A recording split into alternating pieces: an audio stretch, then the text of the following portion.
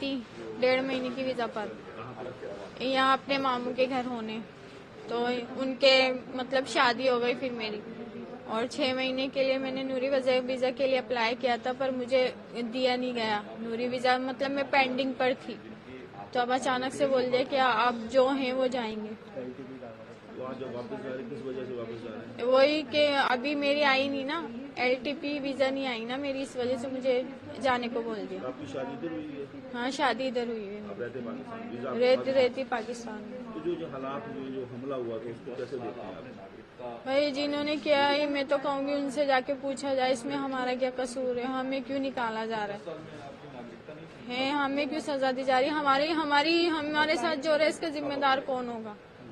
उनकी गलती से रिश्ते बट गए आपस में, जो प्यार बना तो खत्म हो गया। नहीं देखे, ऐसा तो नहीं होना चाहिए ना, प्यार मोहब्बत तो रहनी चाहिए ना। भले जो भी गलती है वो आप अपना इशू करें, लेकिन ये चीज नहीं होनी चाहिए, बंद नहीं होनी चाहिए। सिर्फ रिश्तेदारों के लिए अलाउ कर दें, भले बाकी किसी को मत दें। जो रिलेटिव्स हैं, जिनके बच्चे हैं, उनको अलाउ कर दें, बस। बाकियों को भले आप ना दें, मैं ये नहीं कह रही सबको ही दें। आप जो है ना, जो मजबूरी के तहत है, उनकी तो कम से कम सुने आप, जो शादियां की हुई हैं, लेकिन उनको क्यों सजा दी जा रही है जिन्होंने शादियां की। बस मैं इतना चाहती हूँ कि हमें तो अलाउ किया जाए। तो जो ऐसे धर्म के नाम पे लड़ते हैं, बाकियों को भी तंगी, उनके लिए क्या सजा होना चाहिए, क्या होना चाहिए? भाई जो कानून में लिखी गई है उनके लिए वो सजा होनी चाहिए। मैं तो ये कहती हूँ, भले चाहे धर्म के नाम पे लड़े, किसी चीज के भी नाम पे लड़े, उनके लिए वही सजा होनी चाहिए। लड़ाई तो हर जगह ही हो रही है, कहाँ नहीं हो रही, सब जगह ही हो रही है। पर ये चीज गलत है ना? पर ये चीज तो है ही गलत। मैं तो ये कह रही हूँ, सख्ती होनी चाहिए, मतलब सुरक्षा भरपूर होनी चाहिए, तो आगे से मौका ही ना मिले किसी को है। मैं तो यही कहना चाह रही हूँ ना कि सर आगे से मौका ना दिया जाए किसी को, सुरक्षा अपनी ऐसी लेकर चले भाई ये। लेकिन मैं कहती हूँ हमारे जो रिलेटिव्स है ना, बस उनको अलाउ कर दिया जाए, बाकियों को भले आप ना दें। बल्कि जो रिलेटिव्स हैं, जिनके बच्चे हैं, मामू चाचा ताए हैं, उनको अलाउ किया जाए। बुरा लग रहा है कि जा रहे हो यहाँ छोड़ के? बुरा तो लगेगा ना, बुरा तो लगेगा भाई। कौन अपने घर बार छोड़कर जाएगा?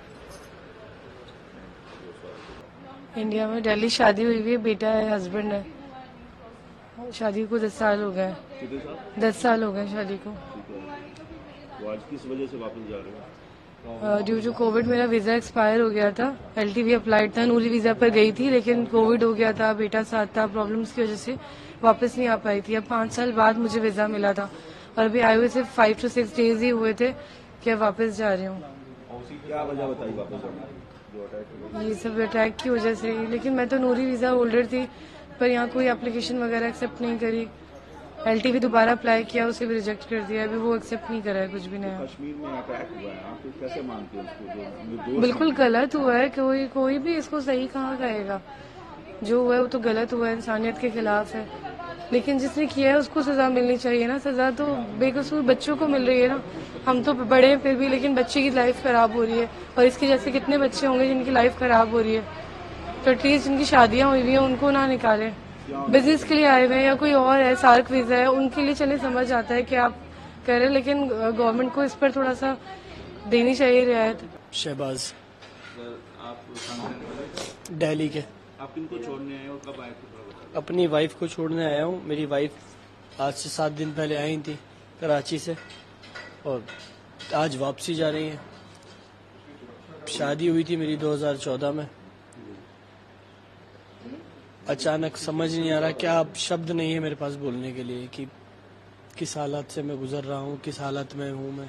कोई समझने वाला नहीं है। मैं एक बेटा है मेरा 7 साल का।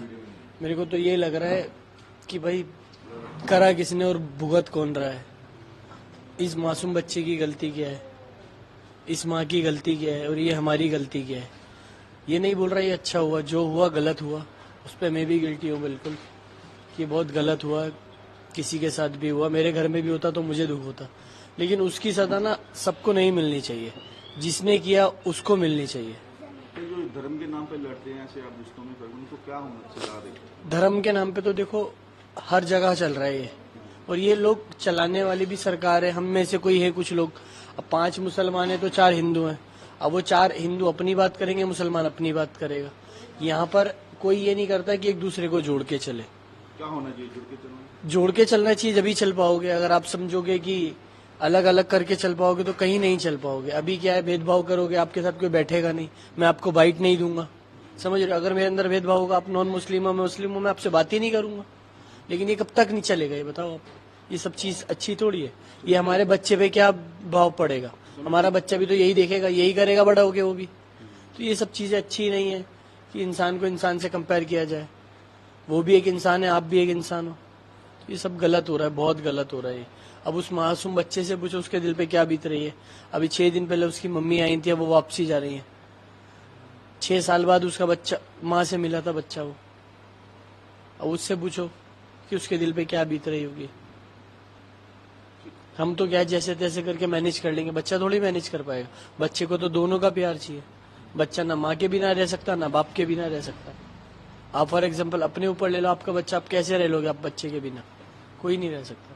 ये बहुत गलत हो रहा है, बहुत गलत हो रहा है। पता है क्यों, क्या वजह क्या है? ये हालात ऐसे हो गए, वरना मेरा 21 मई तक मेरा वीज़ा था, इसके बाद ही ये मगर अब हालात ऐसे हो गए, इसके लिए जाना तो इलाज बीच में छोड़ के जाना पड़ रहा है। हाँ जाना तो डॉक्टरों ने कितने समय दिया था इलाज के लिए? वो तो यहाँ पे अगर ट्रांसप्लांट कराती तो कम से कम 6 महीने लगते, मगर ट्रांसप्लांट का मेरा मैच नहीं हुआ।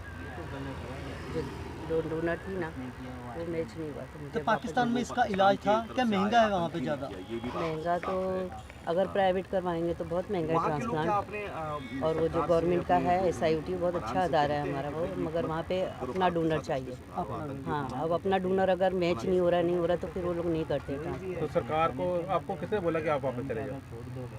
अब ये चल रही थी, खबरें चल रही थी, फिर वहाँ CID से भी फ़ोन आ गया था।